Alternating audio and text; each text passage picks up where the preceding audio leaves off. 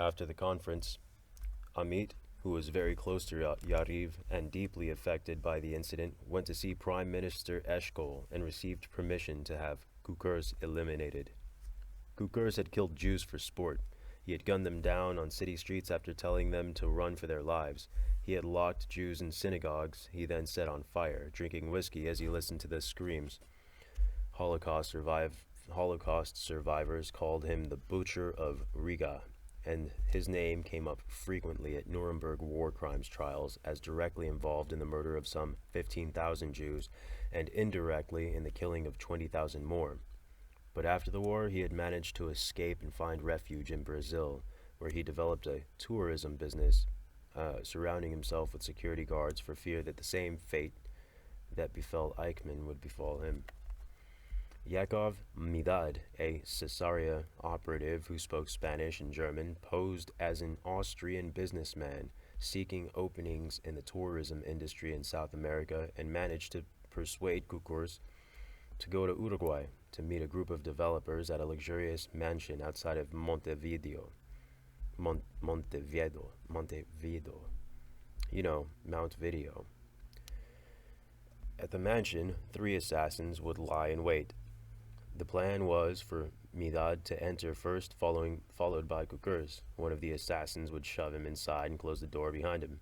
Then, when the Mossad team was out of line of fire, he would shoot him. The job, however, did not go as smoothly as planned. Kukurs was alert and feared a trap. The moment he entered, he grasped what was happening and made a break for it. Yariv tried to get a stranglehold on him as another Israeli dragged him inside.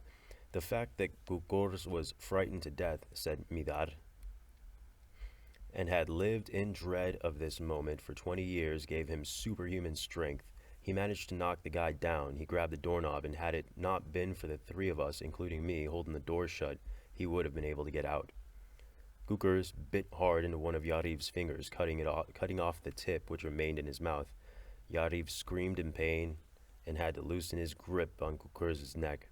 He almost broke free, but at the last moment one of the hitmen, Ziev Amit, a cousin of the Mossad director, who had not been able to fire because of the danger to his comrades, picked up a hammer and smashed it into Kukurs' head again and again until he passed out. Then the 3rd assassin, Elysia Sodit Sharon, formerly the chief hitman for the Irgun, fired 2 shots into the mass murderer, assuring that he was dead. The operatives put the body into a suitcase, which they... How the fuck did they do that? The operatives put the body into a suitcase, which they left in the mansion, and added on top a verdict sheet, a sheet of paper inscribed with the words, "In consideration of his personal responsibility for the murder of 30,000 Jews with horrible brutality, the condemned man has been executed. Signed, those who will never forget."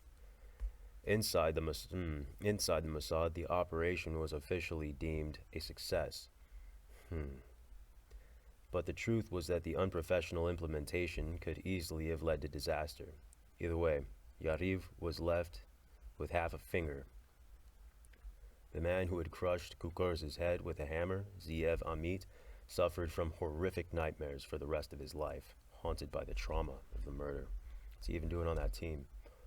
The next disaster almost cost Prime Minister Eshkol and Director Amit their jobs. On September 30th, 1965, one day after the Mossad received the vitally important tapes from the Arab Summit, one of the commanders of the Moroccan intelligence service, Ahmed Dilimi, contacted the Mossad and made it clear that the Moroccans wanted the debt of this valuable information repaid as soon as possible. In the intelligence world, there are no free gifts. Amit reported to Eshkol, on the one hand, they'd given us these tapes, and on the other, they've said, give. They want something very simple. There's this goy, Ben Barka, who's been in the opposition to the king, and the king has given an order to wipe him out. They've come to us and said, you are great killers. Do it. The opposition leader, Mehdi Ben Barka, had been exiled from Morocco at the beginning of the 1960s and later sentenced to death in absentia. Moroccan intelligence tried to locate him, but Ben Barka was careful to conceal his location, moving from place to place using pseudonyms. The heads of the Moroccan secret services asked the Mossad to help find, trap, and kill him. We faced a dilemma, Amit recalled: either help and get drawn in, or refuse and endanger the national achievements of the highest order. Years later, Amit tried to paint a picture of himself having chosen to walk between the raindrops and not to directly abet the killing, but to incorporate it, the aid to the Moroccans in our regularly joint activities with them. But a close look at Mossad internal cables and records shows that the organization was deeply involved. Caesarea and Colossus helped the Moroccans pinpoint the kiosk in Geneva to which Ben Barka had his magazines mailed, enabling them to place him under surveillance. Later, they proposed a plan whereby Ben Barka would be lured to Paris by a man posing as a documentary filmmaker fascinated by the Moroccan exile's life story and interested in making a film about it.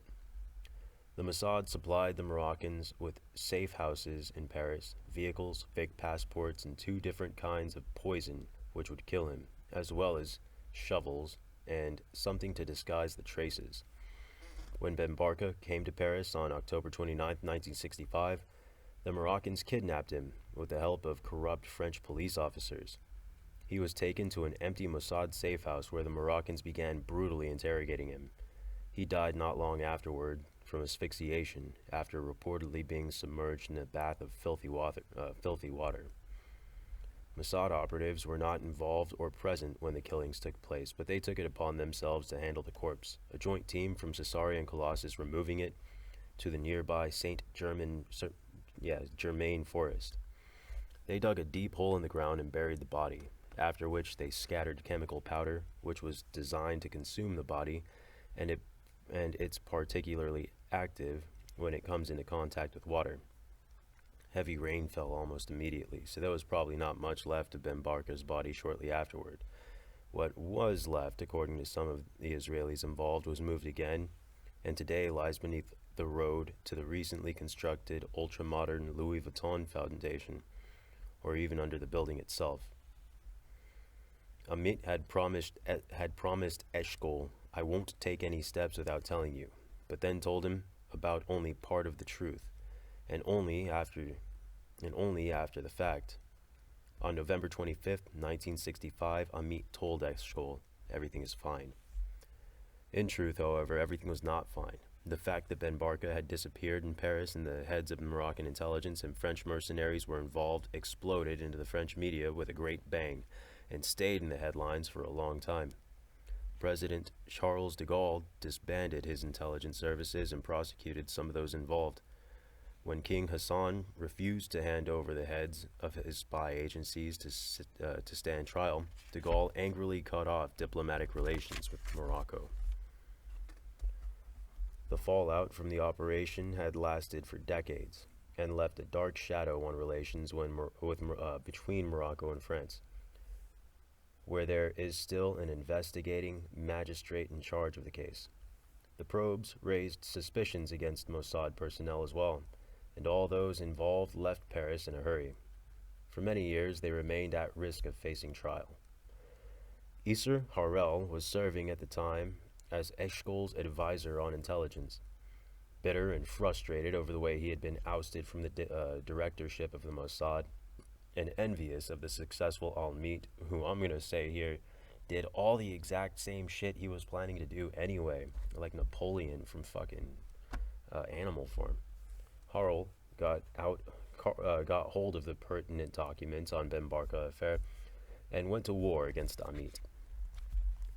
In a lengthy report he submitted to the Prime Minister, he declared, "The Mossad, and through it the state, were engaged in various actions connected to a political assassination in which Israel not only had no interest, but should not have, I believe, from a moral, public, and international perspective, been involved in at all. Harel demanded that Eshkol fire Amit and send a personal emissary to tell the truth to de Gaulle. Eshkol refused, and Harel accused the prime minister of becoming involved in the murder himself and demanded that he resign forthwith. He threatened Eshkol, saying that the echoes of the affair will come to the attention of the public and the entire party, the Labour Party, will be tainted with shame. When that didn't work, he leaked the gist of the story to a sensationalist yellow weekly, and when the censor blocked the publication, he informed high-ranking party members of the details and urged them to rebel against Eshkol's leadership. These members then tried to persuade Golda Meir to lead a coup against Eshkol. I'm not sure how you pronounce that. Meir agreed that Amit must go, but she drew the line at ousting the prime minister. I should topple Eshkol and take his place, she asked one of the conspirators with the pathos for which she was famous. I would rather throw myself into the sea.